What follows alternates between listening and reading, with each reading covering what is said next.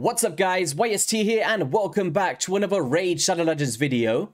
And today, we are live on the test server so we can showcase 5 new champions coming to Teleria alongside the Pythion fusion that will be all starting this week.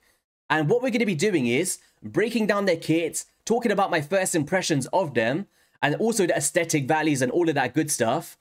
And then towards the end of the list, I'll actually throw them into a clan boss team just so we can all see the animations of these champs for anybody that is intrigued of those. Because I haven't seen all of the animations personally. And then after that, we'll also do a few shard pulls because we're on the test server, right? Why not? It's not going to affect my main account and have a bit of entertainment to wrap up the video. And if that sounds good, be sure to hit that like and subscribe button as I will be showcasing most of these champions over the next week or so if you want to see a breakdown of them in more detail. Well, alright, let's head straight into it. I've actually kept all of the red dots, and the first one is going to be a Korugar, the Death Bell, and this guy looks absolutely amazing. If I was to be honest, I actually think he's Warlord's dad. It might be, right? He's just got like a beastie version of Warlord's skulls on the shoulder blades. But he looks really, really cool in terms of aesthetics, and the art team over at Raid always do a phenomenal job on these champions. But here's the big question. Is the skill set going to replicate the art style, right? That's the main thing we need to talk about. So on the A1 ability, with the Strange Animus, attacks one enemy and heals this champion by 10% of their max HP, with a bit of a heal extra value of 20% in the A1 ability if you book it up. So a relatively nice A1, and it actually starts to make sense when you talk about the rest of the kit here. So on the A2 with the Bell's Toll, attacks all enemies, has a 100% chance to fill the turn meters of all allies by 30%, which is substantial by the way. Now he doesn't have a speed aura, so you can't like in replacement of like an Arbiter. Well, potentially if you've got other speed auras, you potentially could. But I feel like champions like this can be used as a second speed booster. So you could do like Arbiter, into Korugar, into your drop defense champion like a Madame Ceres, and then boom, nuke them down. So very strong ability in terms of filling turn meters, but also has a 100% chance of removing all debuffs from all allies, which makes this very substantial for places like the Hydra boss or even the arena. Because let's just say he's an immunity set, right? You go Arbiter into this champion. You don't have to worry about stuff like Torments because the freeze debuffs are going to be removed and the turn meters are going to be increased, allowing you to cut in. So I feel like this is a very strong A2 ability for a legendary champion for sure. Very strong. Now on the Conduit of Agonies, places a 50% ally protection buff on all allies except this champion for 2 turns, and then places a 25% strengthen buff on all allies for 2 turns, bringing in 2 of the most crucial damage mitigations in this game in one skill set, and I'm a big fan of this. Now this is one of the champions I've actually played with quite a ton since I've had some access to it, and I feel like this champion is phenomenal for the Hydra boss in particular. Because he's bringing so many things we need. Ally protection and strengthen, allowing us to survive. He then leads in with the A1 ability to heal himself back up, which is very important with ally protection champions. Think about Snick Track with the leech debuffs. Think about, I'm trying to think of some other ones. Like Torogi the Frog, right? He heals himself. Now, it's not the best way to heal with just a 10% and the bonus heals. Well, 10% is pretty substantial, but then when you lead into the Violence Locus, he will increase this champion's resistance by 20, defense by 10% for each ally protection buff on allies, which actually starts to add up if you've got 4 champions, right? Or 5 in the Hydra boss. Then also increases the ally resistance by 15 and defense by 5% for each ally protection buff on allies. And if there are multiple champions on the team with this skill, only one will activate, of course. But then this is where it starts to become amazing because he will then counterattack whenever an ally under ally protection buff is attacked and occurs once per enemy turn. That's great because if you're getting mitigated with your health, which he does get extra protection values with the passive, he'll then cut in, lead in with his A1 ability every single time a Hydra head hypothetically hits one of your champions, and then heals by 10% of their max HP. And he starts to become a phenomenal champion with his A2 as well. So I'm actually a big fan of him with the aura of HP battles by 30% in all battles, which I'm always a huge fan of. So definitely not a waste of space legendary. I've been having a ton of fun with him and I can't wait to showcase that video to you guys very, very soon. Okay, our next champion is going to be from the Skinwalkers, one of the best looking champions in the game. You may have seen from the thumbnail. And it's going to be the Skinwalker Epic Champion in Akemtum. Akemtum. I think Akemtum is probably the right way to say it. But look at him. He looks so cool, man. It's like a Sphinx cat. Wolverine style. I love it. I can't wait to see the animations later. But on the A1 with the Noxious Claws, attacks one enemy 3 times, making this great for Giant Slayer procs in the clan boss.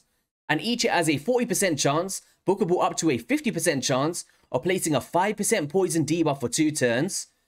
And if the target is under a Hex debuff, each hit also has a 40% chance of applying a debuff spread effect, taking one random debuff from the target and placing it on all enemies. Now, this is actually a phenomenal A1 skill for an epic champion, because if you think about the Hydra boss and being able to debuff spread effect some debuffs, every single time that you place the A1, that by the way is a 3-time hitter, it actually starts to become a very strong debuff spread effect. Probably one of the best in the game because it's on the default skill, meaning you do not need to rely on cooldowns. And it's based off each hit at a 50-50 shot. And I think that's very, very cool for an epic for sure. On the Immortal Malison, attacks all enemies 3 times. Each hit has a, a 75% chance of increasing the duration of any Hex debuffs on enemies by 1 turn. So a nice little extender value there with a 3-time hitter. And then if enemies under a Hex debuff, each hit has a 60% chance of placing a Hex debuff for 2 turns. So he's got a way of placing the Hex if they're not under it, and you don't bring someone else in like a Mithrala Lifebane. But if you've got multiple Hex champions, he's just somebody that can actually extend the value of those so they're up more consistently, making champions like, I'm just trying to think of one, like a Mishinaki to have a much better value. And this is actually very cool to pair with Mishinaki. I was actually speaking with Nub Raids about this, that being able to extend the value of Hex, allowing Mishinaki to proc out more turns of his passive and counterattack so it doesn't fall off on those traditional clan boss teams, starts to become a whopper of a skill for Demon Lord in particular compositions, but also in the Hydra boss I feel like it's going to be a great value. On the Hex Blood has an 80% chance, 100% chance once booked of inflicting damage from 1 poison debuff to enemies under Hex debuffs whenever their allies receive damage from poison. This is also another great skill set, guys, being able to instantly activate a poison tick on like the Demon Lord or bosses in general actually starts to become really cool if you've got that Hex. So we've got a Hex Cat in the game, a Void one making that you don't have the weak hits, with a speed in all battles by 18%. And once again, I actually don't think this is a waste of space champion. I think definitely deserves to be added to the game. And I'm actually happy they didn't add like 10 champions and stuff like that, because it's just diluting the pool and all of these subpar champions are just really, really annoying. So to be able to have some really strong candidates coming through, I think is a plus. And I'm actually a big fan of Hex. It's not for everybody, but for me personally, if you've got multiple Hex champions, you can actually enable some really fun teams in this game. So yeah, Akemtum definitely one I would love to try out, and I will try out throughout this week. Okay, so the next champion, we're going to head down to the Silver Watchers, and as you see here, we've got 2 extra champions here. Now, the one that's going to be first, we're going to talk about Enda, a Spirit Affinity Sylvan Watcher, of course, epic category, by the name of Enda Moonbeam, and looks really cool. I think fits the theme of the faction pretty well. I like this sword. It's kind of got like a translucent vibe. I love it. I love it. Okay, so what do you do? So on the Sylvan Slash, attacks one enemy and has a 40% chance of placing a 60% drop defense debuff for 2 turns. So a bit of a low chance, but it is the big variation. Don't know what I feel about this. I wish it would be at least a 50-50 shot at a very, very minimum. But I guess if you're proccing it multiple times, it can be valuable. I just think that it deserves to have a bit more buff values for an A1 skill. And then on the A2 ability here with Glimmer, attacks 3 times at random. But of course, if you're facing bosses, you will actually just be focusing on the boss. Granted, there's not minions on the side, like Bommel and stuff like that.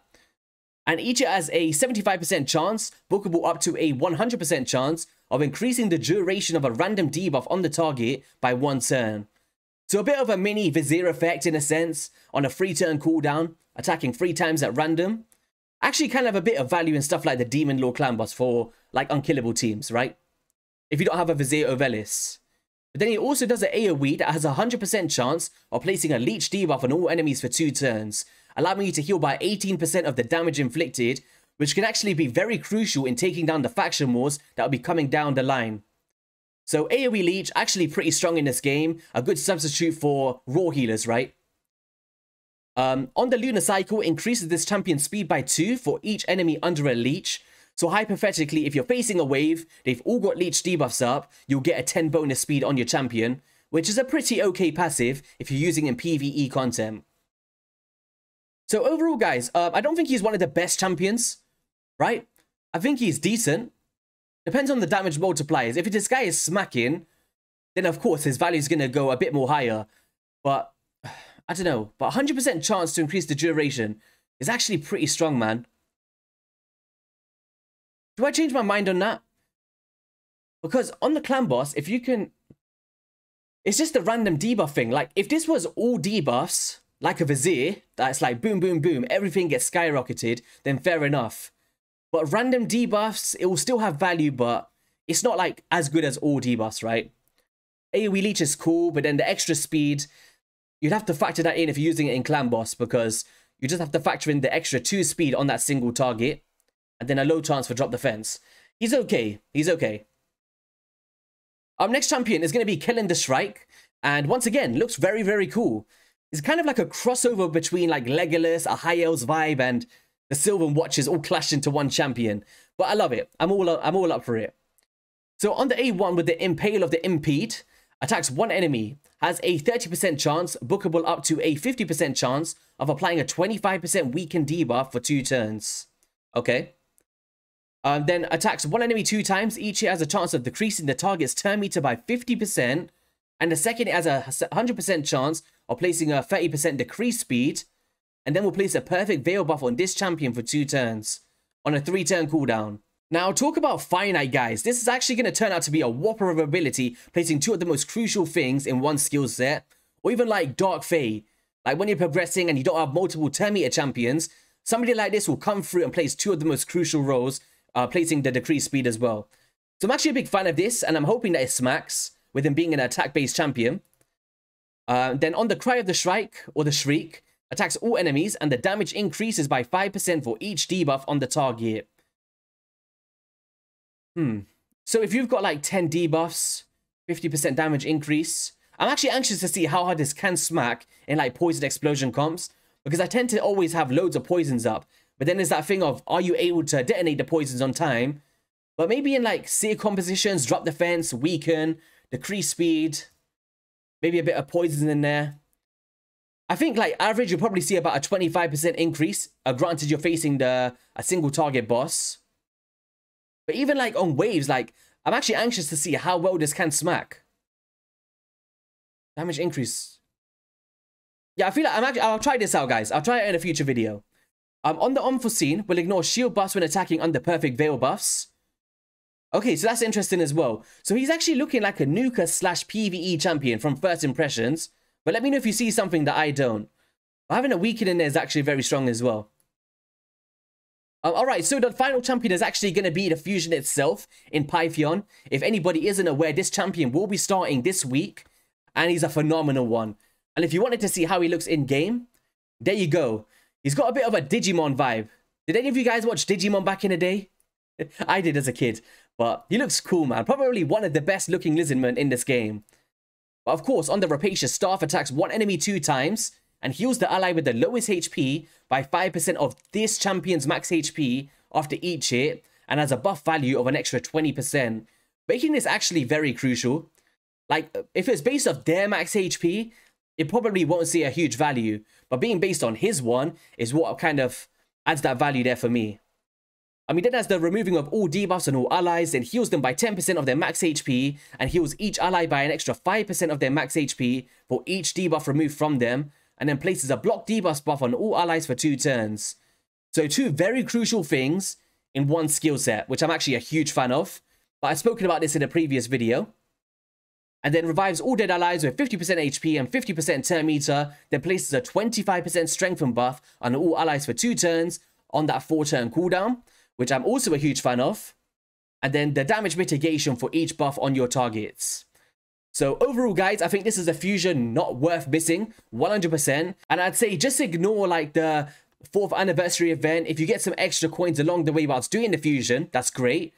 But of course, the main focus should be trying to get this champion if you've got the resources to do so, as I feel like he's one of the best fusions to come out in this game, on a personal basis anyway. So that's going to wrap it up with the list, guys. So what we're going to do now is we're going to the clan boss, and we'll check out the animations. We're just going to go into easy. Take this out. Let's put all of the champions in. So we got Pythion, and then we had Korugar. Where is he? So that's Korugar, and then we had the 3 epic champions. Let's just quickly find them. So boom. Let's put some speed auras in there. And where's the other ones? Boom. And the final champion. Yeah. So that is all of the 5 champions that's going to be coming out. And let's see the animations. I want to see what the cat does. Shall we do it on 1 speed? So that's the increased defense, or the ally protection, sorry. That's the Termia increase. Oh, look at that. A bit of a Brackus vibe from the cat. Boom. That's the leech one. And a bit of a sniper vibe on that champion. So boom. That's the A1. And okay, let's see how this does it now. Is he going to do this? I actually want to see if this is something, because I haven't checked this out yet. Will he revive or place the strengthen like a Ursula the Mourner if nobody's dead? If not, that could be a downturn. Let's see. He didn't do it, guys. He didn't do it. Now, that's a plus. That is a plus, because as many of you guys are aware, sometimes some of these champions, they revive or do the other part of their skill in the same skill set.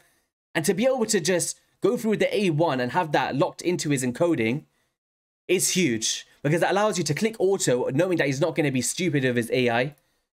So I'm happy with that. So boom, there's a Termia increase. So nothing crazy. I think my favorite animation is going to be the cat, 100%. But look at the poisons as well, man. They've got no gear on. Well, he does, because I've got a showcase tomorrow. That Termia increase, man, is huge. Oh, slash, slash, slash. Yeah, I feel like these two are a bit basic. This one is like, obviously, not a lot going on because it's more protection. But the cat really impressed me in terms of the... Oh, look at that. The cleanse there. He's going to be a great champion for clan boss as well. I'll tell you that much. That lizard. Love it. Love it, love it, love it. I'm a huge fan of them. But I think my main favorite ones is going to be the cat, the Korugar, and then the fusion. And these two will just be great for faction wars in my personal opinion. And some other progression stuff. So, alright guys, as promised, we're just going to do some shard pulls. Hopefully we can get a legendary champion just to wrap this video up. So, boom, boom, boom. Alright, that's not what we're looking for. Come on. Give us some legendary champions. We need that dopamine rush. Nope. We do not want this. That could have been one of the epic champions, to be fair. Relic Keeper. Oh my gosh, look at the rare tax, guys. Absolutely atrocious. Alright, so it never went too well. We got Scabrius, Peter Pettigrew. Pop some Void Shards, why not? Can we get a legendary? Of course we're going to get John Cena. And then we're going to get a... Oh, I thought Harrier was going to pop out there. And the final champion is going to be... Another rare champion, of course. Reliquary Tender. Very strong rare, by the way. Yo, guys, that is going to be all for today's video. If you did enjoy it, be sure to hit that like and subscribe button. Let me know your favorite champions from this list. And I'll catch you guys on a video soon. Peace.